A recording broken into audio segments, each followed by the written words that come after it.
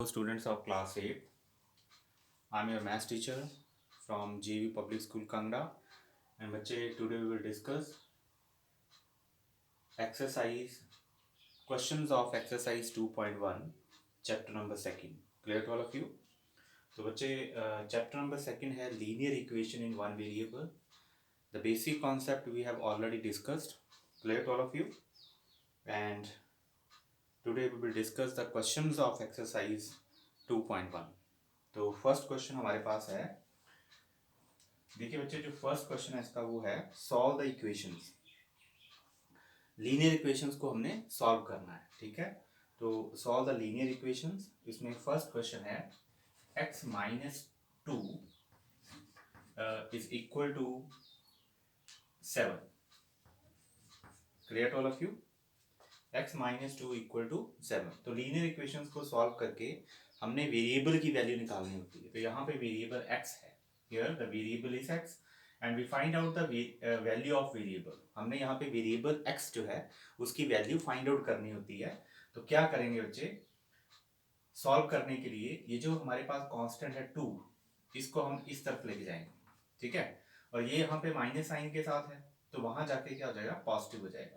तो ये बनेगा x equal to 7 plus 2 that is equal to 9। Now x equal to 9, this is the solution of first question. तो ये answer आ गया, x equal to 9। Second question हमारे पास है 6 is equal to z plus 2, sorry 6 equal to z plus 2। Clear to all of you? It is the third question, ठीक है। It is third question, not second.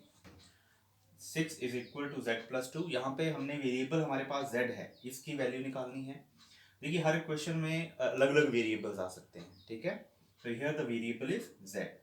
Clear? अब z जो variable है इसकी value हमने फाइंड आउट करनी है। तो यहाँ पे z की वैल्यू निकालने के लिए इस 2 जो है, ये वाला 2, इसको इधर लेके आएंगे। तो यहाँ पे 2 जो है प्लस साइन के साथ है, जब यहाँ आएगा तो ये माइनस के साथ हो जाएगा, माइनस बन जाएगा। यहाँ आके इक्वल के जब इस तरफ लेके आएंगे हम इसको, तो ये माइनस बन जाएगा, माइनस हो जाएगा और इज इक्वल टू z। तो 6 minus 2 is equal to 4 is equal to z। तो this is the answer. Clear? Second question जो है, here the second question, y plus 3 equal to 10। y plus 3 equal to 10, it is a second question. Clear? अब यहाँ पे second question में भी हमारे पास जो वेरिएबल है वो y है, हमने y की वैल्यू निकालनी है। तो क्या करेंगे, 3 को इस तरफ लेके जाएंगे, ठीक है। बेसिकली हम क्या करते हैं, वेरिएबल्स को एक तरफ कर लेते हैं और कांस्टेंट्स को एक तरफ लेके जाते हैं। क्लियर? तो 3 को उस तरफ ले जाएंगे, तो y इज इक्वल टू 3, यहाँ प्लस के हैं, वहां जाके माइनस के हो जाएंगे, तो 10 माइनस 3।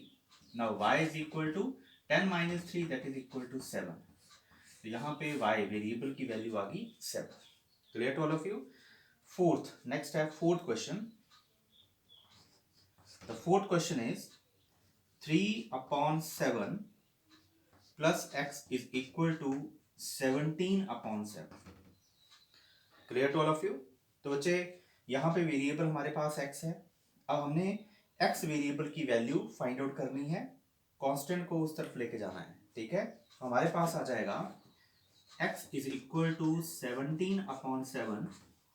ये कांस्टेंट को वहां ले जाएंगे, ये प्लस का है वहां पे, यहाँ पे ये प्लस का है, वहां जाके माइनस का हो जाएगा, तो ये -3/7 बन जाएगा। Clear to all of you?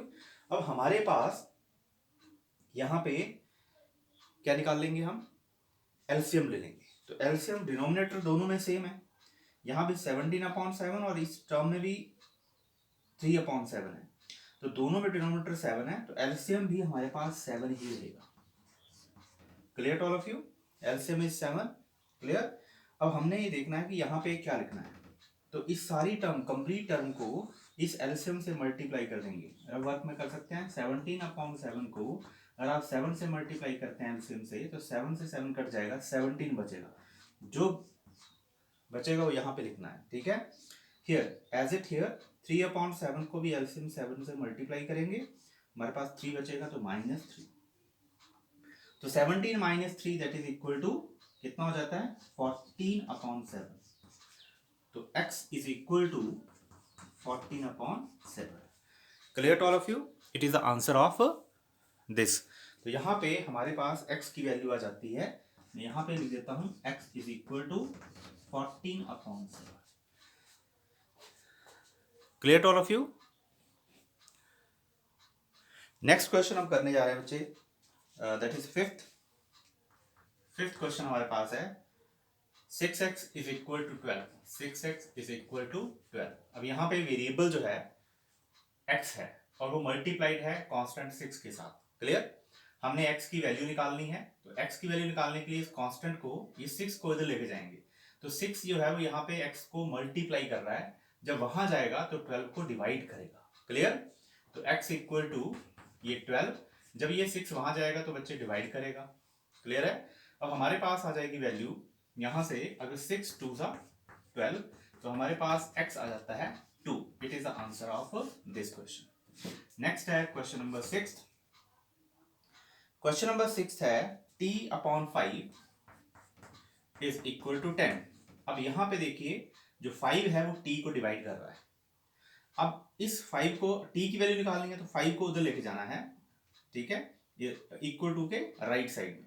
तो ये यहां जाके, यहां 5 जो है वो t को डिवाइड कर रहा है, वहां जाके वो 10 को मल्टीप्लाई करेगा। तो t is equal to 10 multiply by 5। तो यहां से हमारे पास t की वैल्यू आ जाती है 50। Clear to all of you? तो answer is 50। Next question number 7।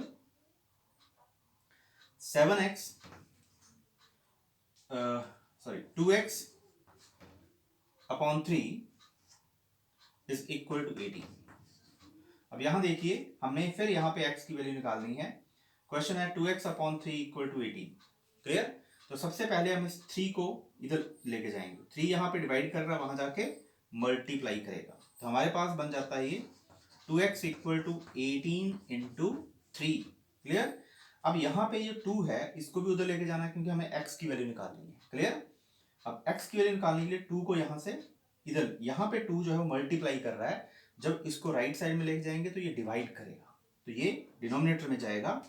x equal to 18 into 3 upon 2। Clear? अब 2 9 सा 18, तो हमारे पास आ गया 9 इंटू 3। तो यहां से x की वैल्यू आती है 27। Clear to all of you? Here the x is 27।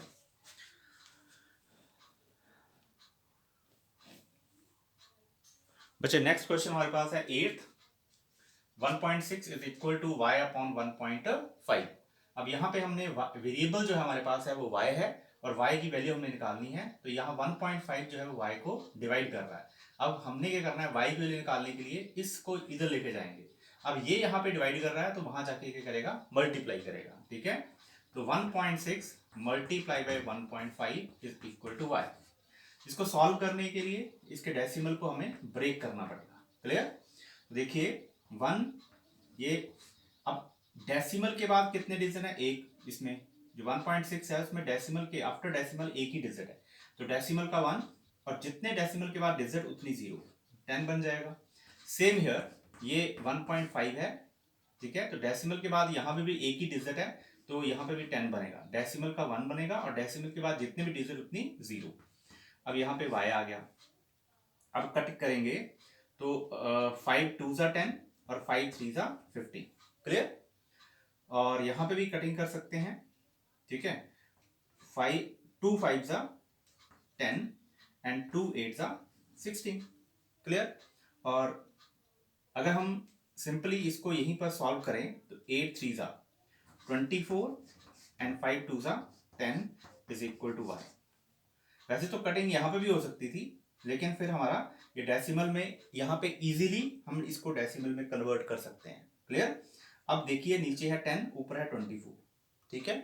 अब डेसिमल यहाँ पे एक ही 0 है 10 में, तो यहां से इस तरफ से एक 0 है तो एक डिजिट काउंट करना है, फिर डेसिमल लगा देना है, तो 2.4 इज इक्वल टू y। तो यहां से y की वैल्यू हमारे पास इसमें आ जाती है 2.4। Clear to all of you? आज के लिए इतना करेंगे। Thanks for watching.